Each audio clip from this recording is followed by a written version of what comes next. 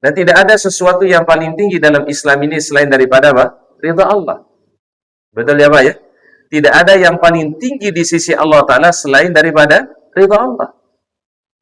Sampai dikisahkan dalam riwayat yang sahih oleh Nabi Sallallahu Alaihi Wasallam. Nanti pada hari akhirat itu, kata beliau SAW, akan dikumpulkan seluruh ahlul jannah. Dikumpulkan para penghuni surga Allah Subhanahu Wa Ta'ala. Lalu kemudian Allah Ta'ala bertanya begini, wahai para ahlul jannah, orang-orang yang ada di dalam surga ini, hal raditum, apakah kalian sudah merasa bahagia? Firman Allah. Bayangkan ya, orang-orang yang berada di surga ditanya oleh Allah Ta'ala, apakah kalian sudah merasa bahagia? Kira-kira jawabannya apa Pak? Naam. Iya, tentu kami sangat merasa bahagia.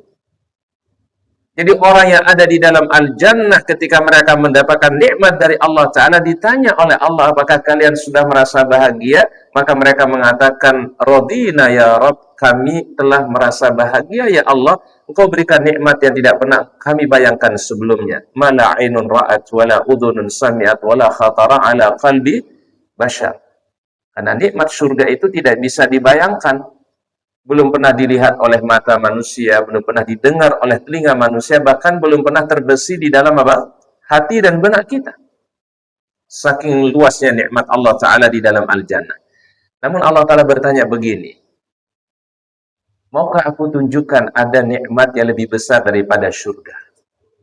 Jadi Allah Ta'ala bertanya kepada ahlul jannah, maukah aku tunjukkan ada sesuatu yang paling mulia melebihi daripada nikmat al-jannah? Qalu na'am. Apa itu ya Allah nikmat yang lebih besar daripada surga ini?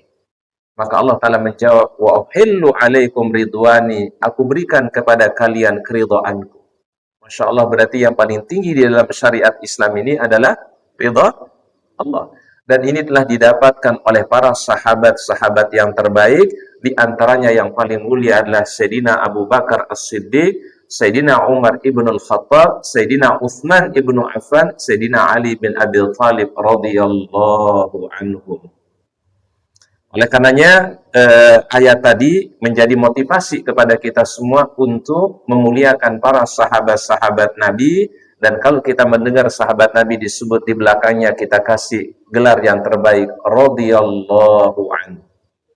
Allah ridha kepada mereka.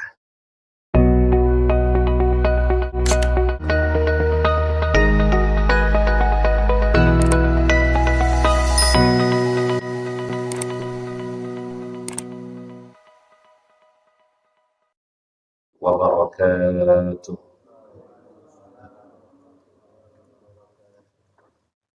Alhamdulillahi Rabbil Alamin. Arsala rasulahu bil huda wa dinil haq lidhhirahu ala dini kullihi wa kafa billahi syahidan. Asyhadu an la ilaha illallah wahdahu la syarika lah wa asyhadu anna Muhammadan abduhu wa rasuluhu la nabiyya wa la rasula ba'dah. Allahumma salli wa sallim wa barik ala hadzal nabiyil karim Sayyidina wa nabiyyina wa habibina Muhammadin wa ala alihi wa ashabihi wa man tabi'ahu bi ihsanin ila yaumiddin, amma ba'du. Subhanallah walhamdulillah wa la ilaha illallah wallahu akbar wa la hawla wa la quwwata illa billahil aliyyil azim. Allahumma anta rabbi la ilaha illa anta khalaqtani wa ana 'abduka wa ana ala ahdika wa wa'dika mastata'tu a'udzu bika min syarri ma sana'tu abu'u laka bi ni'matika 'alayya wa abu'u bi dzambi faghfir li fa innahu la yaghfiru dzunuba illa anta. Hadirin kaum muslimin, jamaah salat maghrib yang dirahmati dan dimuliakan oleh Allah Subhanahu wa taala. Alhamdulillah, tidak ada kalimat yang paling terbaik kecuali mari kita memanjatkan puji syukur kepada Allah Subhanahu wa taala. Pada kesempatan malam hari ini kita diberikan kesehatan, diberikan afiat oleh Allah taala sehingga kita bisa memenuhi panggilannya melaksanakan salat maghrib secara berjamaah, dan kita duduk sejenak di majelis ilmu. Kita niatkan dari waktu maghrib sampai waktu isya. Selain kita duduk di majelis ilmu, kita niatkan juga beriktikaf. Jadi kita dapat dua kebaikan, yaitu duduk di majelis ilmu dan juga kita mendapatkan pahala beriktikaf. Di antara fadilahnya disebutkan dalam hadis sahih oleh Nabi Shallallahu Alaihi Wasallam, beliau mengatakan ada 3 amalan yang bisa mendatangkan ampunan Allah dan mengangkat derajat kita di hadapan Allah Subhanahu wa taala. 3 amalan itu kata beliau, yang pertama adalah isbaghul wudu' 'alal makari, menyempurnakan wudu walaupun dalam situasi yang berat. Kita berwudu seperti yang dianjurkan oleh baginda Nabi Shallallahu Alaihi Wasallam, maka insya Allah wudu itulah yang menjadi sebab ampunan dari Allah Subhanahu Wa Taala. Yang kedua, amalan yang kedua adalah kathratul khuta ilal masajid, memperbanyak langkah menuju masjid-masjidnya Allah Ta'ala, artinya lah melaksanakan sholat berjamaah di masjid. Dan yang ketiga kata beliau, intidharus sholati ila sholat, menunggu dari satu sholat fardu sampai sholat fardu berikutnya. Ini kira-kira waktunya antara maghrib dengan waktu isya, karena memang waktunya tidak terlalu panjang, waktunya tidak terlalu lama, dan inilah yang menjadi sebab daripada ampunan dan diangkatnya derajat kita di hadapan Allah Subhanahu wa taala. Salawat dan salam mari kita sampaikan kepada uswah hasanah kita yang mulia, baginda Nabi Muhammad sallallahu alaihi wasallam. Mudah-mudahan salawat dan salam kita untuk beliau kelak pada yaumul akhir kita mendapatkan syafaatul uzma. Allahumma salli wa sallim ala sayyidina Muhammad. Hadirin yang dirahmati oleh Allah Ta'ala, sebelum kita memasuki pada bahasan kitab Mawaidus Sahabah, mutiara-mutiara nasihat dari para sahabat Nabi Shallallahu Alaihi Wasallam, kami mengingatkan diri kami pribadi dan juga kita semua, alhamdulillah kita sekarang berada di bulan Dzulqa'dah. Bulan Dzulqa'dah ini adalah salah satu dari 4 bulan yang al-haram. Jadi ada 4 bulan yang disebut oleh baginda Rasulullah SAW sebagai bulan-bulan al-haram. Bulan al-haram itu adalah bulan Dzulqa'dah, yang kedua adalah bulan Dzulhijjah, yang ketiga bulan Muharram, dan yang keempatnya adalah bulan Rajab. Kenapa bulan ini menjadi istimewa? Rasulullah SAW sabdakan di bulan ini Allah Ta'ala melipat gandakan kebaikan. Jadi ketika kita salat, ketika kita beramal soleh, ya, hadir di majelis ilmu, maka kebaikannya dilipat gandakan oleh Allah melebihi daripada di luar bulan tersebut. Maka kita bersyukur alhamdulillah, ya, pada malam hari ini kita masih berada pada bulan Dzulqa'dah. Semoga amal kita, kebaikan kita, ya, menjadi amal yang mulia di hadapan Allah Subhanahu wa taala. Pada malam hari ini kita akan mengkaji dari kitab Mawaidus Sahabah, ya, mutiara nasihat yang terbaik dari sahabat-sahabat Rasulullah sallallahu alaihi wasallam. Ada satu poin yang perlu kita pahami bersama. Di dalam Al-Qur'an ada satu permohonan yang terbaik yang diperintahkan oleh Allah Subhanahu wa taala.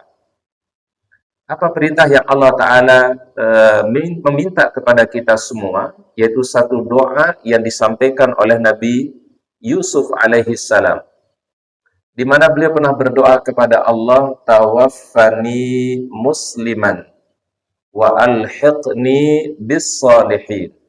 Ya, kami ulangi sekali lagi, ini adalah doa yang diajarkan oleh Allah Ta'ala, diucapkan oleh Nabi yang mulia Nabi Yusuf alaihi salam. Apa kata beliau? Tawaffani musliman. Ya Allah, wafatkan kami dalam keadaan muslim, dalam keadaan beriman kepadamu ya Allah. Wa alhiqni bis salihin, dan kumpulkan kami bersama orang-orang yang baik, orang-orang yang soleh. Berarti yang kita minta adalah kalau kita nanti dipanggil oleh Allah, diwafatkan oleh Allah, mudah-mudahan wafatnya dalam keadaan apa? Beriman, dalam keadaan muslim. Dan tidak hanya sekedar wafat dalam keadaan muslim, tetapi juga dikumpulkan dengan orang-orang yang mulia, dengan orang-orang yang baik, minan nabiyyin was-siddiqin wasyuhada'i was-solihin. Ini yang kita selalu sering dengar biasanya di bulan Ramadan, ya. Waktu sholat tarawih, antara sholat tarawih dengan witir, biasa ada jeda, kemudian ada bacaan doa. Di situ kita mohon kepada Allah Ta'ala agar diberikan kebaikan oleh Allah Ta'ala untuk berkumpul dengan orang-orang yang mulia. Siapa mereka? Minan nabiyina, yaitu berkumpul dengan para nabi. Was-siddiqina, berkumpul dengan orang-orang yang siddiq. Siapa mereka? Humus sahabah, yaitu para sahabat-sahabat Rasulullah sallallahu alaihi wasallam. Wasyuhada, dan juga berkumpul dengan orang-orang yang syahid, yang meninggal dunia dalam keadaan mulia. Wassalihin, dan berkumpul dengan orang-orang yang saleh, dengan orang-orang yang dekat dengan Allah Subhanahu wa taala. Sehingga tadi Nabi Yusuf alaihissalam berdoa kepada Allah Ta'ala, tawaffani musliman wa alhiqni bis salihin. Kami ulangi sekali lagi doanya, tawaffani musliman wa alhiqni bis salihin. Ya, kita biasakan ini doa kita baca pada sholat fardu atau setelah sholat sunnah.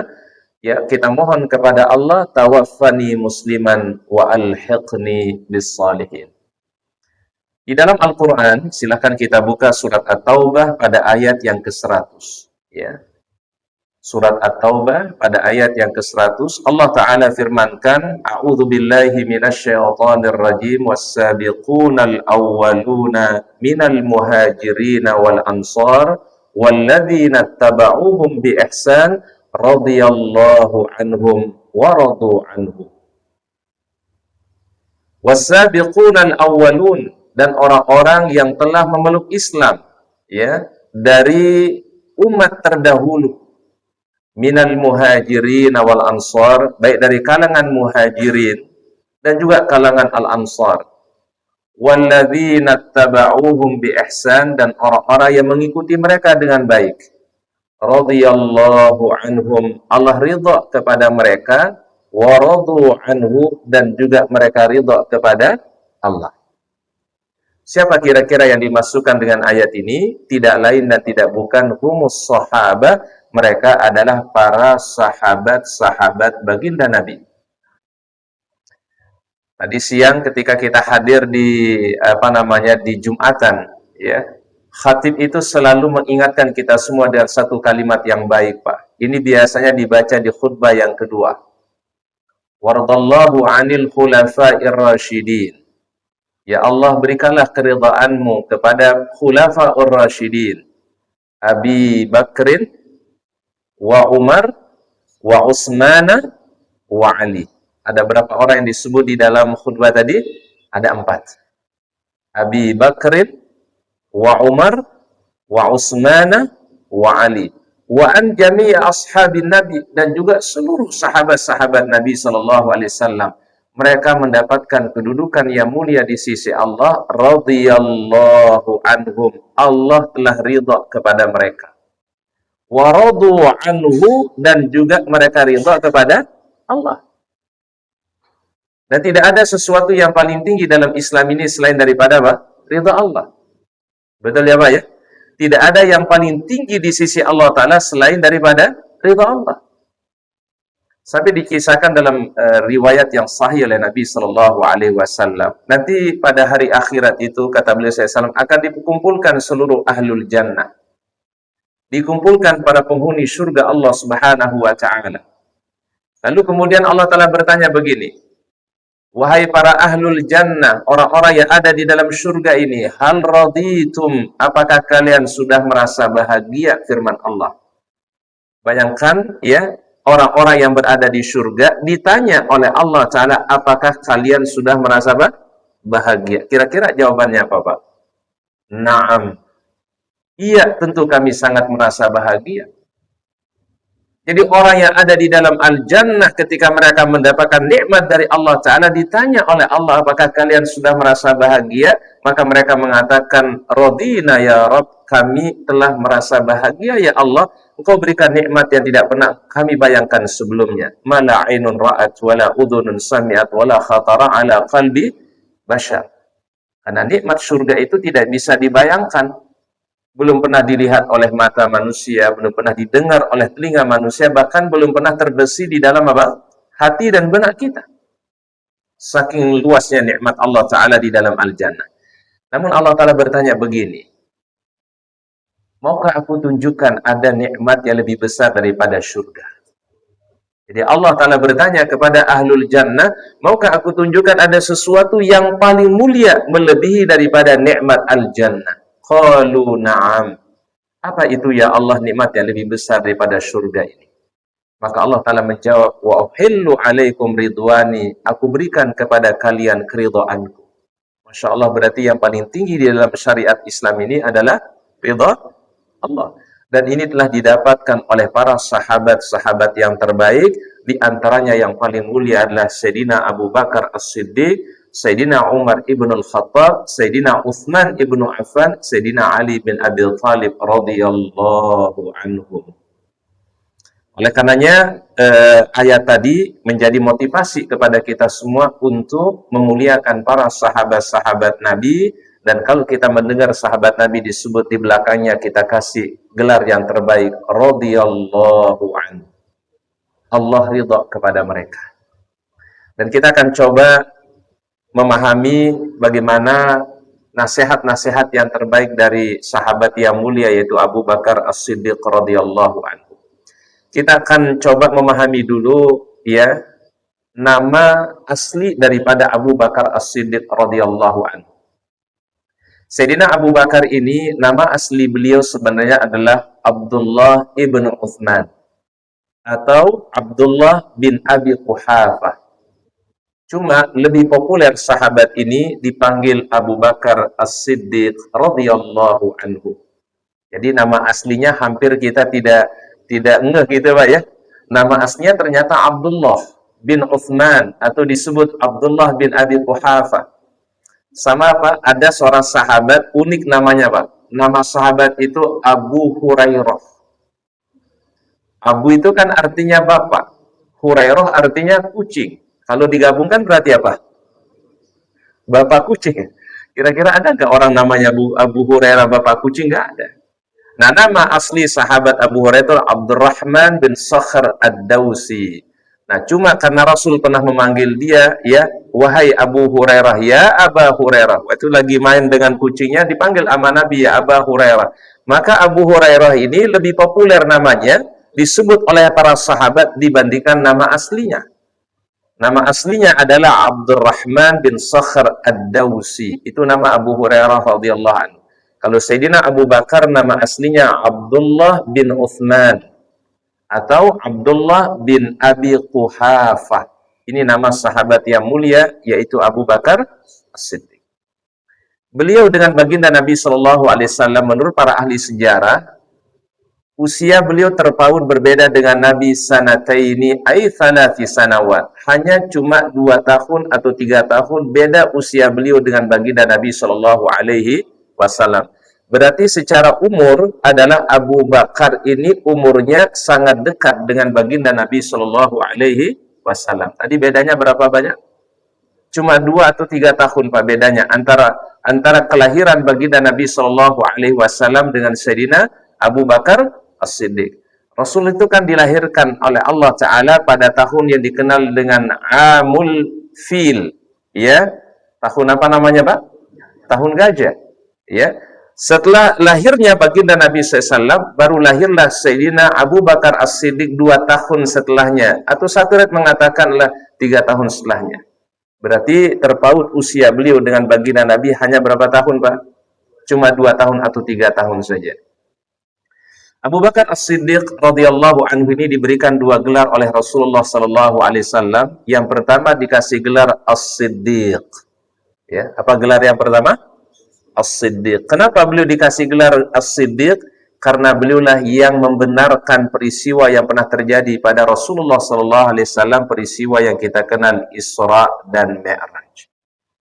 Di saat orang tidak percaya terhadap apa yang dialami oleh Nabi SAW tentang perjalanan beliau dari Masjidil Haram ke Masjidil Aqsa, kemudian dari Aqsa beliau dinaikkan kepada Sidratil Muntaha, nyaris orang-orang Mekah nggak percaya Pak. Maka kemudian ketika mereka bertanya kepada Abu Bakar, wahai Abu Bakar, apakah benar apa yang dikatakan oleh temanmu Muhammad? Kata Abu Bakar, aku pasti percaya kalau itu terjadi pada baginda Nabi SAW. wasallam. Maka saat itulah beliau dikasih gelar oleh baginda Nabi As-Siddiq. Maka namanya adalah Sayyidina Abu Bakar As-Siddiq radhiyallahu anhu. Yang kedua, sahabat ini memiliki gelar adalah Al-Atiq, orang yang dibebaskan oleh Allah Ta'ala. Dibebaskan dari apa? Minan nari, ya, yaitu dari siksa api neraka Allah Subhanahu wa Ta'ala. Karena kenapa? Orang-orang yang terbaik, generasi para sahabat, Allah Ta'ala jamin bagi mereka al-jannah. Dan ini Masya Allah kemuliaan para sahabat-sahabat baginda Nabi Sallallahu Alaihi Wasallam. Abu Bakar As-Siddiq radhiyallahu anhu, peran beliau yang paling besar itu adalah apa? Dalam perjalanan hijrah baginda Nabi Sallallahu Alaihi Wasallam.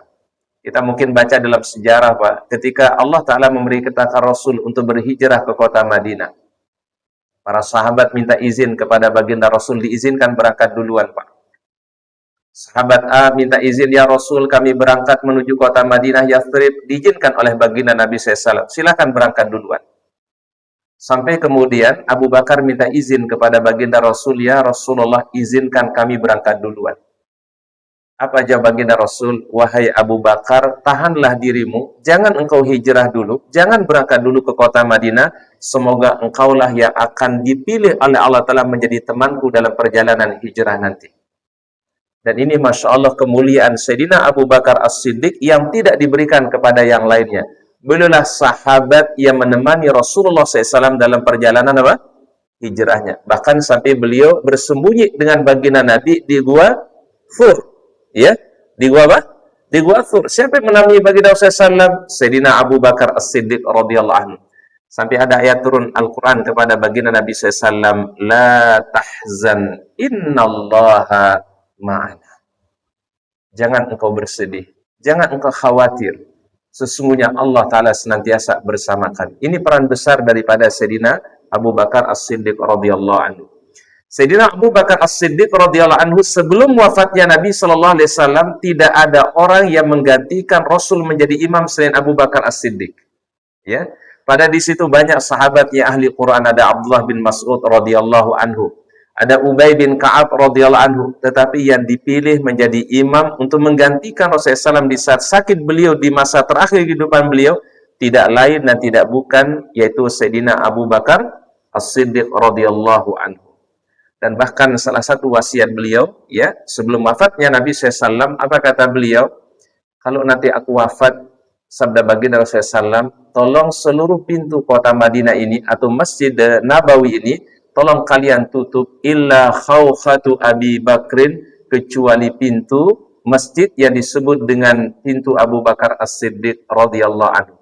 Posisi pintunya sekarang di Madinah tidak jauh dari Babus Salam.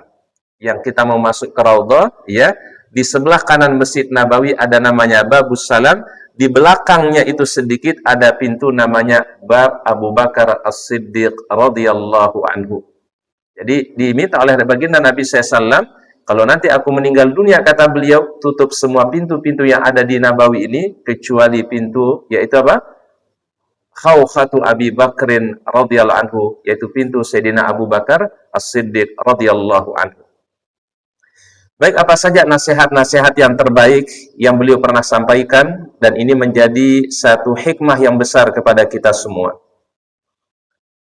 Beliau berkata, An Zaid bin Aslam an abihi qala, dari Zaid bin Aslam dari ayahnya ia berkata, Ra'aitu Aba Bakrin As-Siddiq radhiyallahu anhu. Satu ketika aku pernah melihat Sayyidina Abu Bakar As-Siddiq radhiyallahu anhu akhidan bilisanihi. Waktu itu beliau memegang lisannya. Apa kata beliau? Hadza awradanil mawaridu. Hadza, kata beliau sembari memegang lisan beliau, hadza awradanil mawaridu. Ini ucapan lisan bisa membawa kepada kebinasaan. Masya Allah, nasihatnya luar biasa dari beliau. Lisan bisa membawa kepada keselamatan, tetapi juga lisan bisa membawa kepada bencana dan musibah. Lisan bisa mendatangkan ridha Allah Subhanahu wa Ta'ala, tapi lisan juga bisa mendatangkan kemurkaan Allah. Oleh karenanya, lisan ini Allah Ta'ala ciptakan supaya kita berucap yang baik. Kalimat-kalimat thayyibah, kalimat yang disukai oleh Allah Subhanahu wa Ta'ala. Kita berzikir kepada Allah Ta'ala dengan ucapan Subhanallah wa bihamdihi, Subhanallahil azim. Ya, ini kan kata Rasul, dua ucapan ringan di lisan, tetapi berat di dalam timbangan Allah. Paling disukai oleh Allah Ta'ala apa ucapannya? Subhanallah wa bihamdihi, Subhanallahil azim.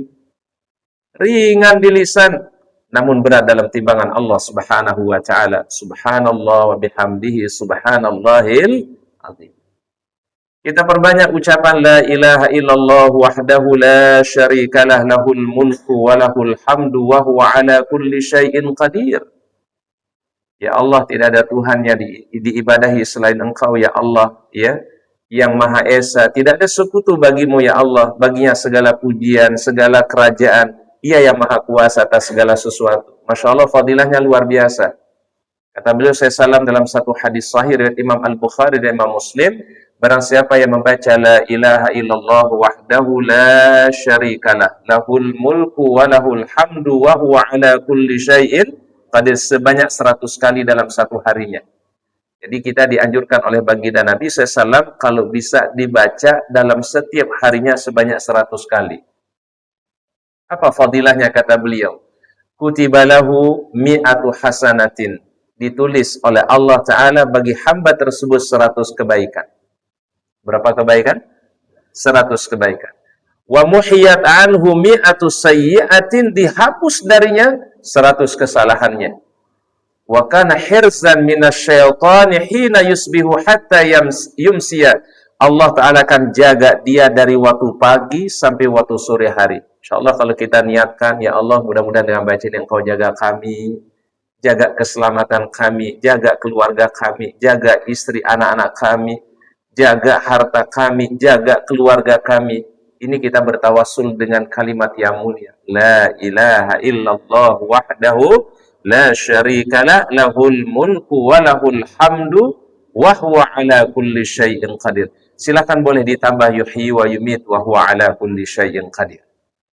Maka kemudian kata beliau SAW, tidak ada orang yang paling terbaik yang datang nanti pada hari kiamat selain orang yang membaca lebih daripada 100 kali. Berarti artinya kalimat ini semakin banyak dibaca, semakin sering kita wiridkan dalam setiap hari kita, insya Allah semakin mulia di sisi Allah Subhanahu wa Ta'ala. Apa tadi kalimatnya? La ilaha illallah wahdahu la syarikalah, lahul mulku wa lahul hamdu yuhyi wa yumitu wa huwa ala kulli syai'in qadir. Bagi saudara-saudara kami yang akan berangkat haji tahun ini, ya, bagi keluarga kita yang akan berangkat haji tahun ini, mohon diingatkan ucapan yang paling terbaik pada tanggal 9 Dzulhijjah. Kan 9 Dzulhijjah disebut dengan Yaumu Arafah. Hari apa? Arafah. Jamaah haji melaksanakan satu rangkaian rukun haji namanya wukuf Arafah. Apa kalimat yang paling terbaik? Ternyata kalimat yang paling terbaik saat orang wukuf di Arafah, hari yang paling terbaik di sisi Allah Ta'ala, tempat yang paling mulia di sisi Allah Ta'ala pada tanggal 9 Dzulhijjah, kalimat la ilaha illallah wahdahu la syarikalah, lahul mulku wa lahul hamdu wa huwa ala kulli syai'in qadir. Atau boleh tadi ditambahkan dengan apa? Yuhyi wa yumitu wa huwa ala kulli syai'in qadir. Jadi ibaratnya kata para ulama, lisan itu adalah seperti dua mata uang, dua sisi pada mata uang. Bisa saja membawa keselamatan bagi kita, tapi juga bisa jadi ya lisan itu menjadi sebab daripada bencana, musibah, kebinasan yang Allah Ta'ala berikan kepada manusia. Tergantung lisan ini kita gunakan untuk apa. Orang bisa jadi akur, orang bisa jadi berdamai, orang bisa jadi guyup karena ucapan lisan. Betul ya Pak ya? Ya, kalau kita selalu ya mengingatkan kebersamaan, ingatkan ukhuwah, ya, jangan menebarkan kebencian dan seterusnya, maka akan terjadi apa? Keharmonisan.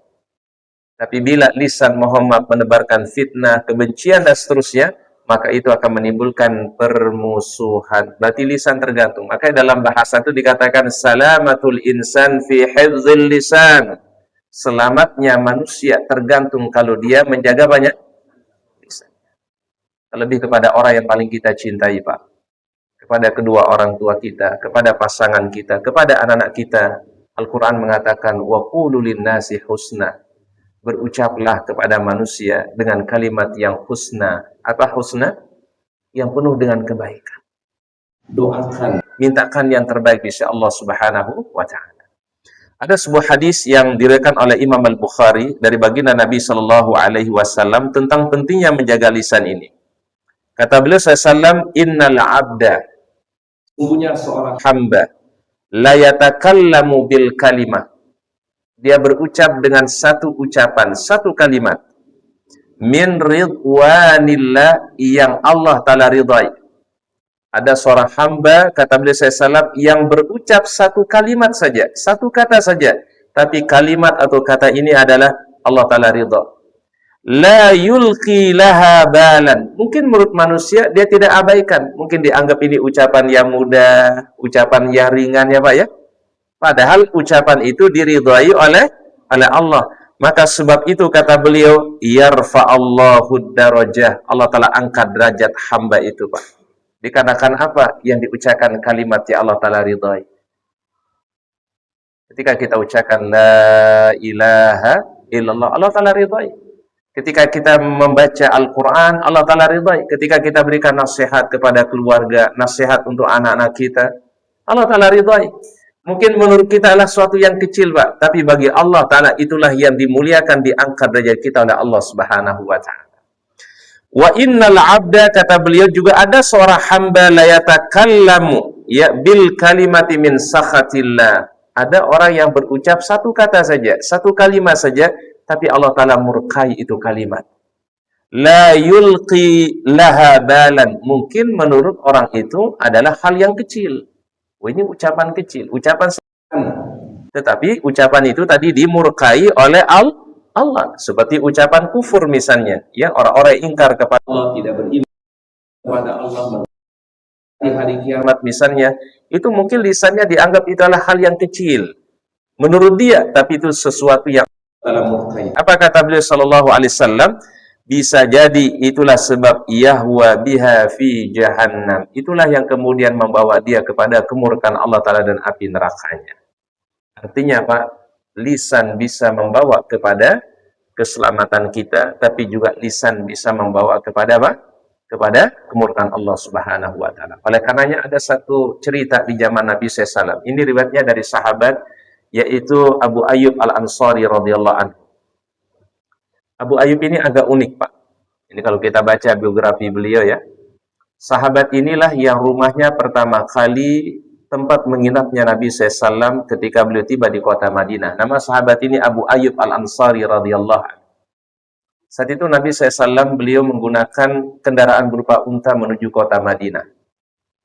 Setiba di satu lokasi disebut dengan Quba. Dan ini Quba dulu di zaman Nabi adalah merupakan pintu masuk kota Madinah. Jadi orang kalau memasuki kota Madinah itu melalui wilayah yang disebut dengan Quba. Oleh karena ada masjid di Quba itu namanya Masjid Quba. Masjid yang paling pertama dibangun oleh baginda Rasulullah.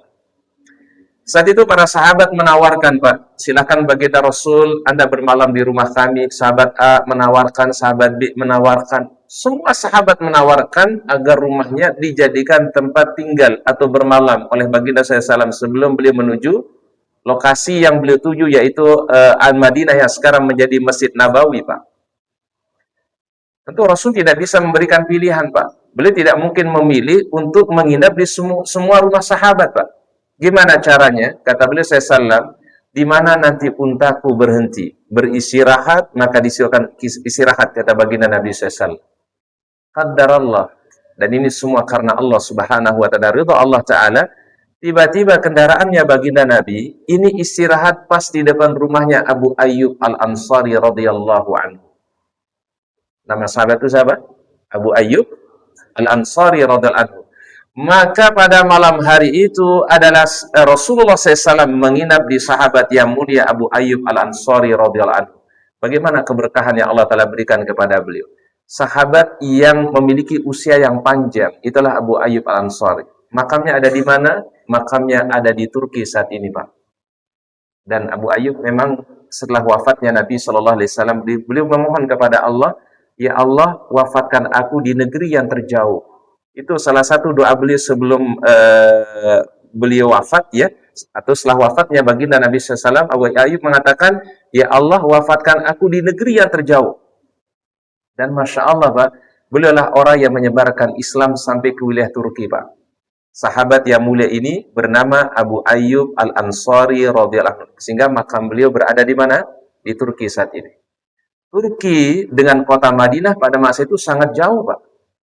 Ya, untuk apa tujuannya? Yaitu beliau ingin menyebarkan Islam.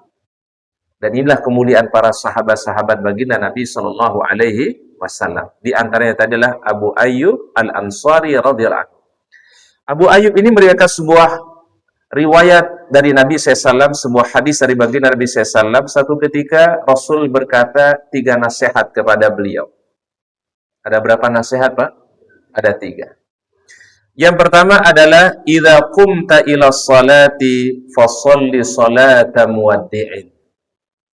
Apabila engkau tunaikan salat, begitu engkau takbir, Allahu Akbar, Rasul mengatakan, sholli ka'annaha sholata muwaddi'. Salatlah seakan-akan ini salat perpisahanmu.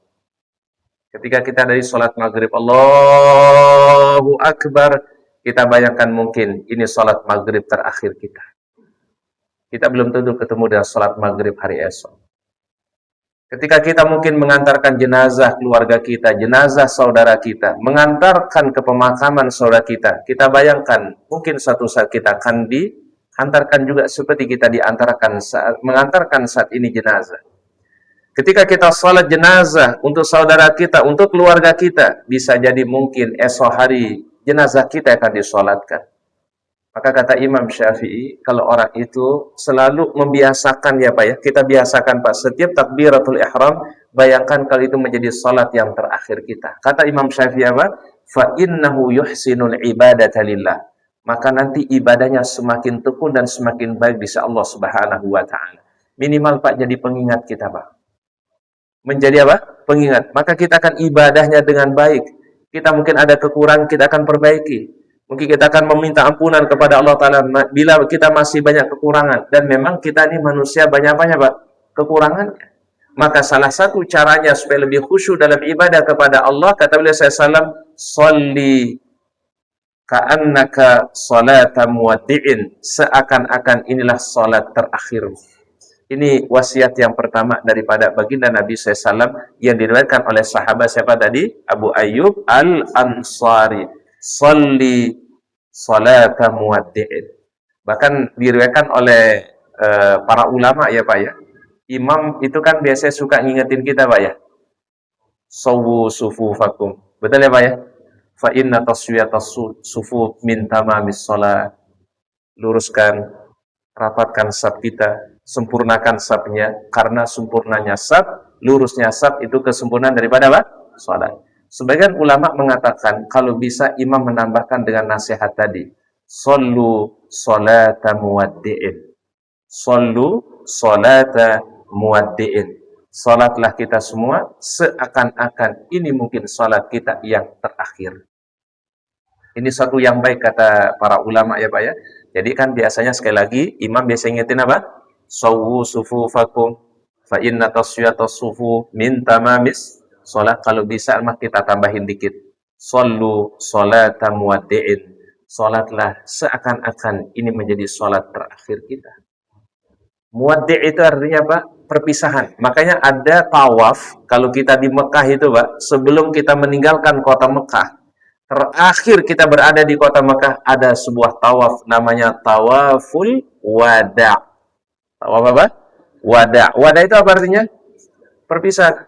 Dan Rasulullah SAW melakukan haji yang terakhir. Haji perpisahan beliau dengan kaum muslimin disebut dengan hajjatil wada'. Wada' itu artinya perpisahan Pak. Jadi kalau sallu salata muwaddi' berarti salatlah engkau kita semua seakan-akan inilah salat kita yang terakhir. Belum tentu kita ketemu dan hari esok Pak. Mungkin hari ini kita bisa berkumpul, bisa ketemu dengan saudara kita, sahabat kita, rekan kita, keluarga kita, tapi hari esok nggak ada yang tahu, Pak. Wala tadri nafsun madza taksibu ghadan. Tidak ada yang tahu apa yang akan terjadi pada hari esok. Maka menurut para ulama, yang kita tahu itu cuma dua, Pak. Yang ditahu oleh manusia cuma dua, Pak. Yang pertama adalah kata para ulama, ma madha, apa yang sudah berlalu, Pak. Yang sudah terlewatkan, yang sudah berlalu dari kehidupan kita, kita masih ingat. Kita tahu, Pak. Yang kedua yang kita tahu, kata para ulama, wal hadir, yang kita sekarang hadir pada saat ini. Yang kita berada pada hari ini kita tahu, Pak. Tapi esok hari itu rahasia Allah Subhanahu wa taala. Betul ya, Pak ya? Yang kita tahu kan yang sudah terjadi atau yang sedang kita jalani, yang esok wallahu a'lam, tidak ada yang tahu. Nah, ini nasihat yang pertama yang disampaikan oleh baginda Nabi SAW dalam riwayat Abu Ayyub Al-Ansari radhiyallahu anhu. Kemudian beliau mengatakan yang kedua, wala tatakallam bikalamin ta'tadiru minhu, janganlah engkau berucap satu kalimat yang kemudian engkau pada akhir